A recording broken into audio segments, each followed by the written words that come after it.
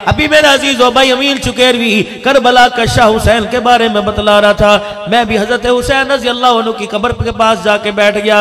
इधर हजरत अली का एक बेटा हजरत अब्बास रजी अल्लाह तआला अन्हु आराम फरमा रहा है, दरमियान में हबीब इब्ने मुज़ाहिर आराम फरमा रहा है, इधर हजरत हुसैन रजी अल्लाह तआला अन्हु आराम फरमा रहा है। मैंने कहा अस्सलामु अलैका या हुसैन। कहने लगे कौन है? मैंने कहा खतीब पाकिस्तान। मुझे दुनिया पीर तरीकत कहती है, दुनिया मुझे रहबर शरीयत कहती है।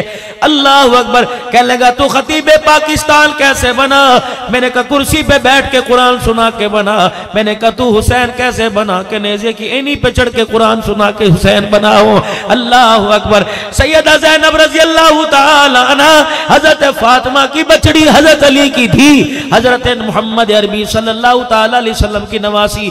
इनकी कब्र के पास मेरे अजीजों में 4.5 घंटे मुसलसल बैठा रहा। मुझे हजरत पीर मोहम्मद शाह सही फरमाने लगे दे अंदर चला जा ज़ियारत करा। मैंने कहा अल्लाह की कसम मेरी हिम्मत नहीं पड़ रही माँ की कब्र की ज़ियारत करने को। कहने लगे अब्दुल हन्नान वजह क्या? मैंने कहा इसका पर्दा बचाने के लिए इसका भाई नेज़े की एनी पे चढ़ गया। इसकी कब्र की मट्टी को मेरी आंखें देखे, मेरी ईमान की गैरत गवारा नहीं करती।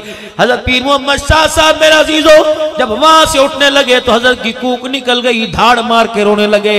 इनके रोने ने हमें रुला दिया। अल्लाह अकबर। कहने लगे अब्दुल हन्नान कुछ महसूस किया?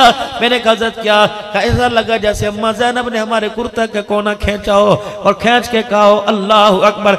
जा जाके अपनी बेटियों से जाके कह देना, जा जाके अपनी दियों माओ बहनों बीवियों से जाके कह देना अपने पर्दा बचाने के लिए करबला का मैदान खून से भर दिया, अपने गैरत बचाने के लिए पूरा कुनबा कटवा दिया, तुमने गैरत लुटाने के लिए बताओ अपना घर ही लुटा दिया है।